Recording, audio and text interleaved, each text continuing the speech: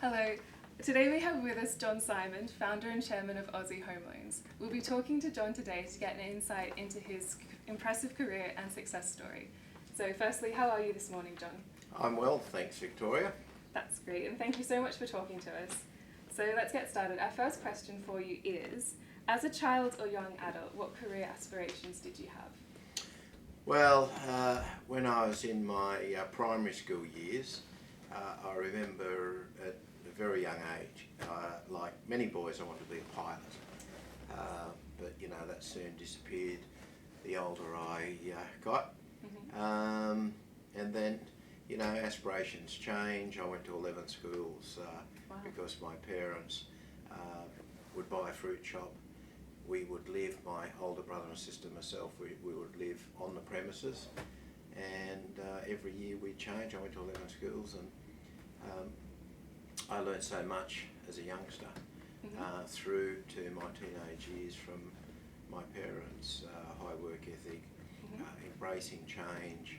Little did I realise as a youngster, but I was learning all about the really important things in life that you experience growing up, embracing change, high work ethic, acting with integrity, all those really important things. So I was fortunate.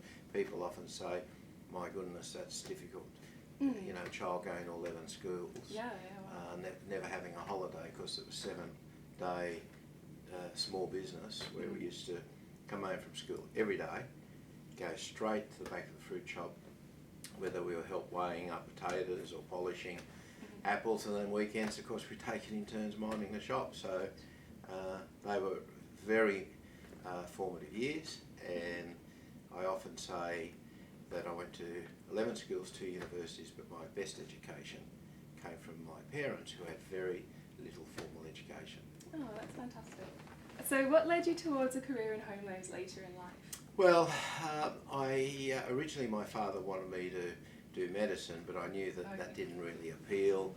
Plus, I wasn't academically smart enough to get into university. I wanted to do law, so I ended up, after wasting a few years at university doing, would you believe, dentistry, arts, I then finally went into doing and studying law at night and working in a legal firm during the day. And my job at the legal firm entailed a lot of conveyancing, and I learned from the legal practice I was at, I learned the ropes about helping people finance and obtain their loan necessary for them to go and buy a house. Now, I'm going back a long time. I'm going back to 1970, so during the 70s and early 80s, so I became quite expert at helping people arrange finance to get them into their home. It was a service that was free. I never charged for that, even during recessionary times where money dried up, because unlike today, in those days, banks, building societies, the only money they had to lend out was whatever was in the cash register. There was never leverage in global money markets and all that. It was just how much money was in their cash register from people paying their loans back, making extra payments, or lodging some money on deposit. That was all banks and building societies had to lend out. I learnt how to get around that and still help customers raise money by borrowing from private clients, giving them a first mortgage at about 2/3 of the value, and then getting a second mortgage from a finance company, etc., etc. So I became quite expert and innovative. And after 15 years of working in property and finance in law, I got sick of that, went and started my own small boutique finance advisory business, and I continued helping people getting into commercial properties, small projects, small shopping centres, whatever. Became more complex, and then eventually I went into a joint venture with a finance company that was a wholly owned subsidiary of the Bank of South Australia, which was owned by the South Australian government. And during the recession of the late 80s, I was pretty naive. I didn't have backers or advisors, but I always thought, well, it's owned by a government, this bank won't go bust. They went bankrupt. And I had a few $1 million of my own money sitting in kitty with the business, but all that went, and all of a sudden I went from, I thought, in a very comfortable position, financial security, nice home, marriage, 2 young children. It all went. And I had to decide what was I going to do. I'm unemployed. I fire sold all my properties, and I still owed a few $1 million, but I couldn't get my cash back.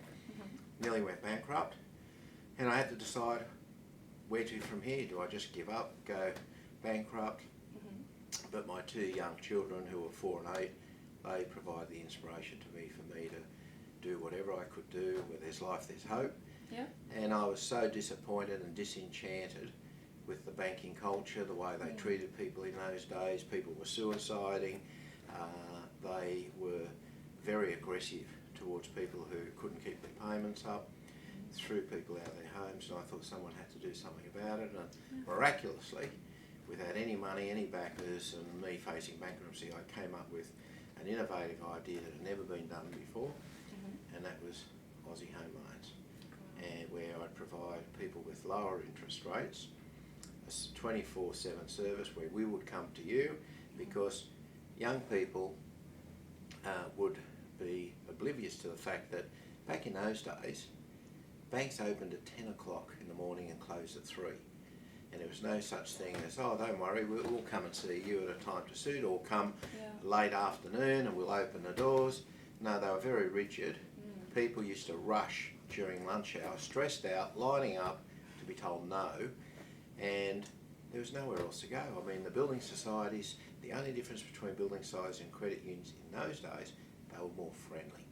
But they still charged the same very high interest rates, which was gouging consumers, because unlike the rest of the world, where interest rates on home lending might be 1.5% to 2% above what the money actually cost, Australian banks, experiencing the lowest defaults in the world, were getting 5% profit margin, and they were gouging consumers. So what we did was very controversial.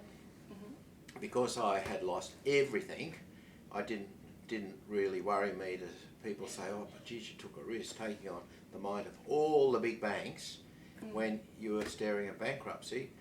And I had already lost everything. My marriage didn't survive, lost all my money, so what more was there to do? So so I took on what turned out to be a consumer champion role, did what no one had ever done before, publicly criticised the big powerful banks. And I called them thieves, and I called them, and what I did, and what I learned, the power of emotive marketing. I had no experience in marketing, but I went out, and what I was telling people was what people were already thinking. And they'd all nod their heads. Confirming and, you know, and after some years, I helped educate consumers. In those days, they didn't even know they could leave their bank, because their father, their parents, their uncle was with a particular bank. They'll go to that particular bank for life. And the banks would, you know, cherish this misconception. Loyalty, So I helped break that, because after a couple of years of hanging on for dear life financially, we innovated by introducing being a non-deposit taker. We collaborated with Macquarie Bank, and we jointly went and did what had never been done before, and that was tap the global money markets and borrowed billions of dollars to farm that money out to mum and dad in suburbia by way of mortgages. So we weren't a deposit taker, and you know, the banks were very complacent, thinking, well, for us to loan money as an intermediary to mums and dads on mortgages, we really had to deal with the system. And the big banks were very bullyish, and the small financial institutions who wanted to help us were very fearful of a backlash from the big banks. Well, we eventually worked out a way to bypass the Australian banking system, and we went globally. We even borrowed from the Vatican, and that money went out to consumers, and with interest rates 3% cheaper than what was on offer, and a service of we'll come to you 24/7, and by doing that we let the genie out of the bottle. And our architecture was then copied a few years later by Rams.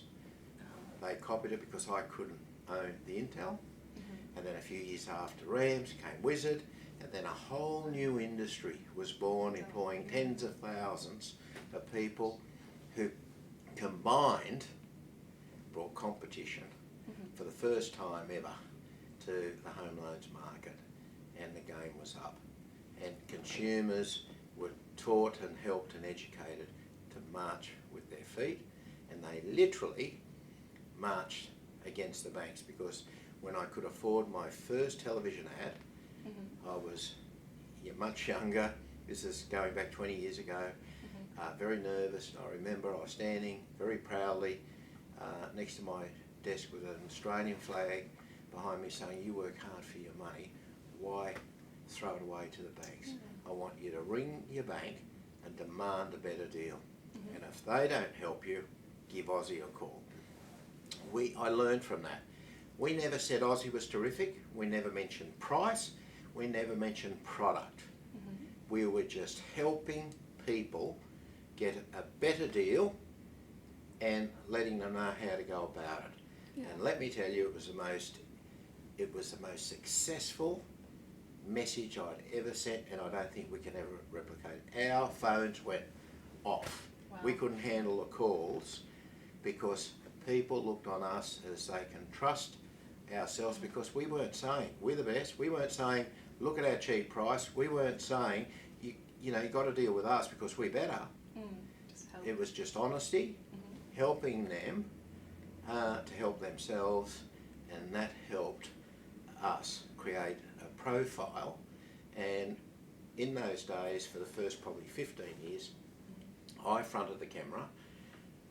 I fronted and did all the radio ads, only because we had no money and no one really knew what was going on in my mind, because in those days I ran every facet of the business, and quite often if people didn't recognise me, they'd recognise my voice. I'd hop in a cab and the cabbie'd say, "Oh, I know that voice," and they'll joke with the tagline we use at Aussie, "We'll save you," and they'd often say, "How come you do the ads?" And I would say in total honesty, "Oh, that's because we couldn't afford real talent and I had to do it." And of course they'd laugh thinking I was joking, but I didn't. And that's what I learned, walking the talk. Nobody knows your business better than you. Nobody knows what you want to achieve. Nobody knows what you're thinking. The best person to do that is yourself, and demonstrate leadership for those who share your dream and who are wanting to go the journey with you. So I learnt so much by my own experiences, good and bad. Not everything worked, but I learnt so much, and that's why people feel quite comfortable and stop me in the street every day and ask me questions. You convey such honesty as well, I think. Well, I think the greatest attribute I've got, and I look back at this all the time saying, how come I went from virtual bankruptcy to a privileged position today? And I look back and I say how fortunate I was to grow up in true working class. How fortunate was I to have nearly gone bankrupt? How fortunate, this is now in hindsight when I have survived, how fortunate was I to have actually gone through the experience of a broken marriage with young children.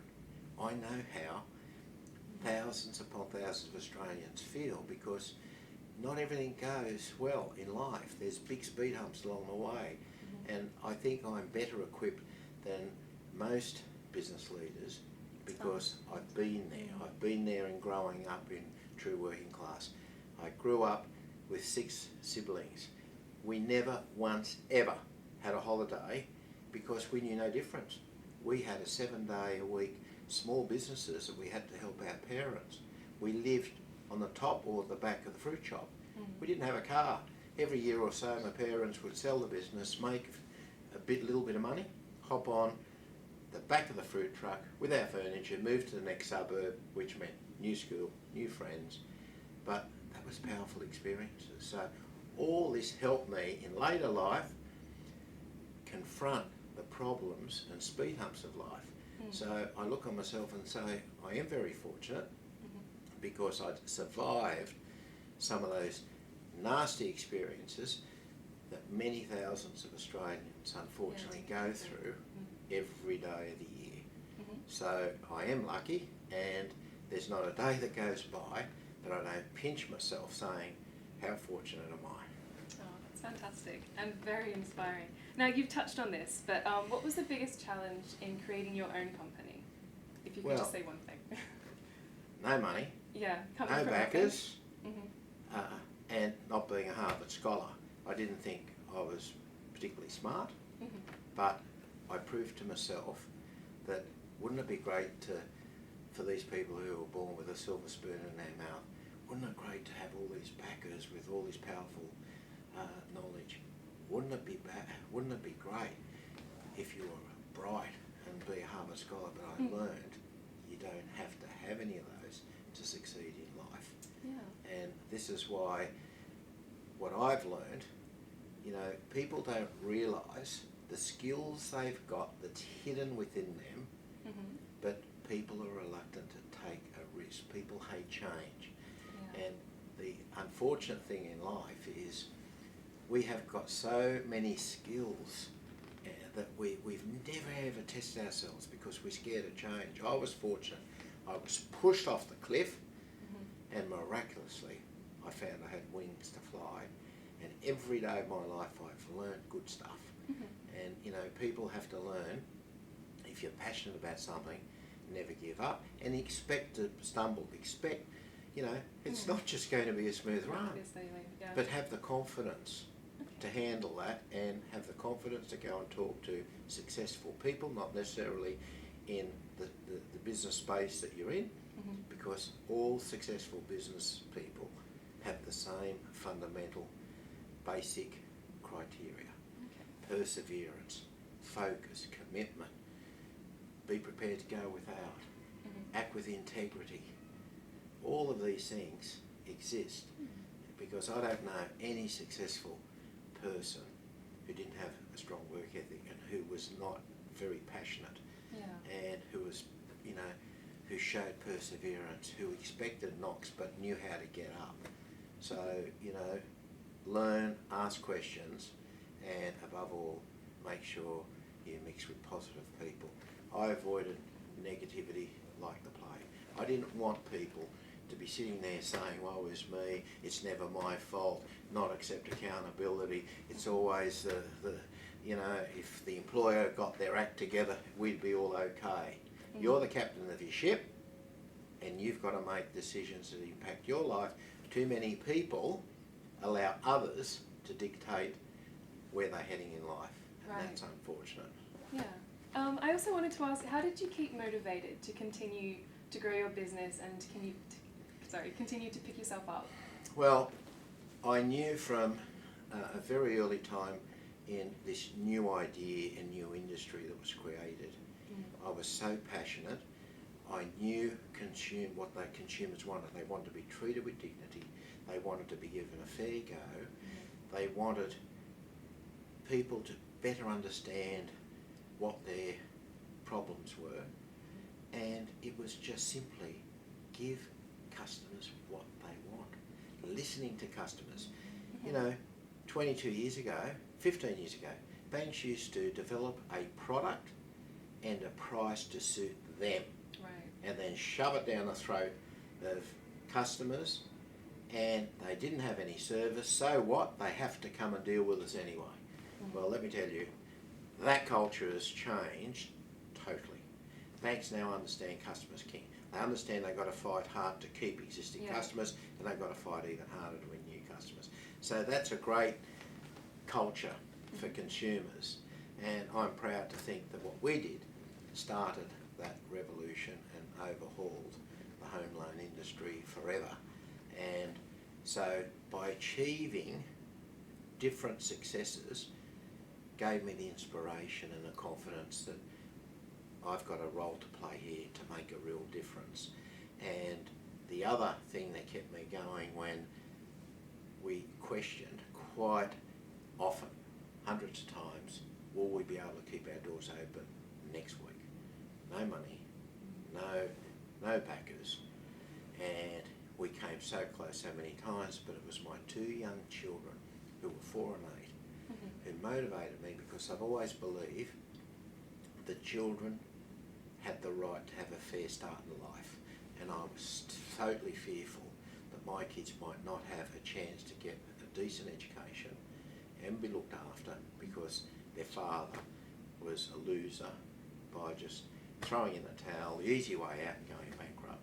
So every time I'd feel down, I would close my eyes and I would ask myself the question, if my children were old enough to know what I was doing, would they say, Dad, give up, or Dad, don't you dare give up? What you're doing is very, very important for millions of Australians. You just keep at it. And that would charge my batteries, and that would keep me going for another week or so. And every time I'd get down, because the weight of all the power of all the big banks against myself and my small team around me, having no money or resources, it was debilitating, it was tough, but I would then take a deep breath, ask that same question, if my children were old enough, and that would charge up my batteries at each time, and that kept us going. Well, fantastic. If you had to choose just one quality, the most important quality for a good business leader, what would you say? Well, there are so many things needed, but I think believing in what you're trying to achieve.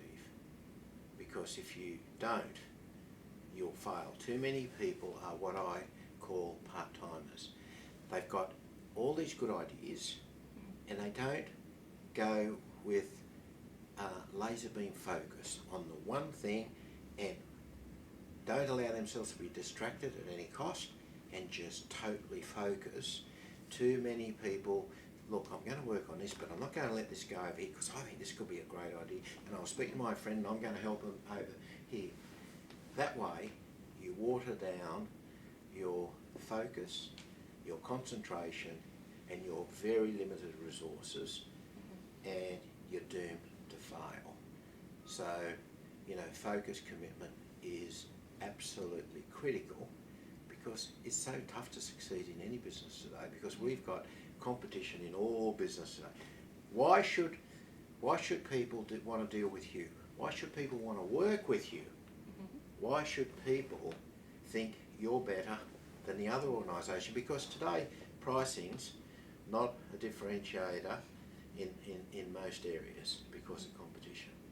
People like to know you're a professional, you believe in what you're doing, you understand their needs, you come up with a solution, and you really understand customer service, and you're there to help and follow through on what you believe you can do. Yeah. Well, excellent. On your road to success, were there any decisions that you were reluctant to take or regretted afterwards? Well, there's often decisions that you have to make. Sometimes the decisions, is to abandon something that you think could be important for the business, but the weight of pros and cons say that you're not ready for it, you don't have the resources for it, but if only you could miraculously come up with $1 zillion to do things, because that's what the consumers want. You have to be a realist. Right. And you've got to let go and say, maybe in a few years' time I can revisit that. The other thing is, you might want to partner with someone because the person's a really good person, or you might know them, but you've got to, I've had a very simple rule in my running this business for the 22 years. Every decision I ever made was based on the premise, what's best for the business. Regardless of people, regardless of my own personal interest, and every decision was made. Now, there were times when we have always had zero tolerance for anyone who doesn't show absolute professionalism, who might hint of bad behaviour. I've had to let go in early years my top mortgage writer that we were desperate for their business because we needed every dollar. And something would happen where we would look and say, that is not the behaviour that goes with, you know, what Aussie is made of. Absolute integrity. And we've had to cut and let them go, knowing it was going to hurt us financially at a time where we didn't have any money. Right. But that was so important, not just for me, for our brand. It was the perception with the people who believed in my vision and wanted to go the journey, where they knew, regardless of why, we would always act with absolute integrity. We wouldn't put up with anything other than total integrity, even if it meant we were going to lose a lot of money. And that's helped us develop a culture here where people like what we stand for, know that everything we do is based on integrity, and that's helped us develop a brand that's trusted by the wider community. Great. Changing topic a bit now, tell us a bit about your charity work and what areas you're most passionate about. Well, I mentioned before that I believe that children are entitled to a fair start in life. Now, we know that there are thousands and thousands of children who have some sort of disability through no fault of their own, whether they have parents who have problems, whether financial, whether health, whether the children have got a physical disability, whatever the circumstances. So I've always had a soft spot because I had a near-death experience with my children not possibly having a fair start in life. And I always promised myself, if ever I would get out of the dramas and the problems, I would do what I can to help disadvantaged children. And not just children who have actual disadvantages, but I also believe in helping healthy children do things that they might not otherwise have had the opportunity. Help children in the arts and culture, school children. Every year we have our large corporate Christmas drinks for businesses, and I have last December 350 corporates in my home. In the last 4 or 5 years, I've arranged for school children or a college to come and perform in front of 300 odd corporates to give them the opportunity of performing in front of a lot of influential business people, to give them a chance of being recognised, where a lot of these corporates don't know these things exist. Helping disadvantaged schools, where, you know, we are part of what's called ABCN network, where we take on the most disadvantaged school in Sydney, in the outer west, where 60% of children's relatives, not one of their relatives has ever had a job. And we help those children read and write and bring them into the city. A lot of these have never come into the city. They've never seen the Opera House or the Harbour Bridge, and they peer through our glass with amazement, saying, wow, we take things for granted. So I've got a soft spot for children and children's hospitals, but I've also got a soft spot for the arts, and you know, I'm involved with the Opera House and the Art Gallery and various other cultural organisations, because I'm a firm believer that culture, cultural organisations are very important for, you know, our social fabric in Australia. But really, my overall philanthropic beliefs is the more successful you are, the more you should help others through your own learnings. It might be just to give people advice, like me here talking to you, knowing your listeners want to learn from people who have actually gone through it. I don't talk about the rules. Here's the top 5 rules. Now, they all may be terrific, but I've got no rule book. I just talk about areas where I stumbled and areas where absolutely things worked amazingly well, and I stick to where things have gone amazingly well. And you know, I often say my number one customer is the people who work with me, because if they don't believe in me, in the vision, in what we're trying to achieve, they won't be pumped up. They won't really believe that it's just a job. They just turn up because they need a job, they need to get paid, they've got bills to pay. Right. That's important for all of us, but yeah. I want my team, and we've employed thousands, and I've always looked at my team as people who work with me, not for me. And I've been so fortunate in having hundreds and hundreds of fantastic, committed people. Without them, there's no way Aussie would have achieved the success that we've achieved. Okay, great. Just going back to the art, we did want to ask you, we hear you're a bit of an art aficionado. What's your favourite piece and why? Well, probably at home I love an artist called Fernando Botero. He's Colombian, and he is probably the greatest living artist in the world today. And he does images, he paints, and he does sculptures. And it's usually the same family members, father, mother, couple of kids, dog. Everyone is quite plump. Okay. And yet he says he has never painted or sculptured a fat person in his life. He said it's just the perception. Right. And it always gives me a smile on my face, I must say. And I've got a number of his works, and I've got my favourite piece is a black bronze 3 metre tall with a man with a derby sitting on this fat horse, and everyone who sees it, first thing they do is smile.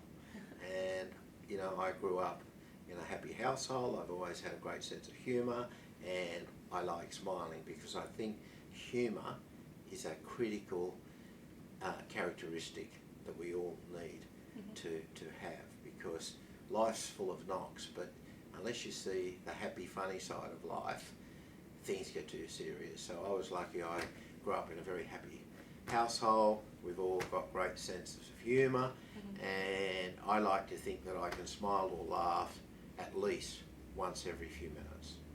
It's a good thing to live by, I think. Absolutely. So just our last question now is, if you had any last words of advice or words of wisdom to our readers who are interested in a career in business, what would you say to them?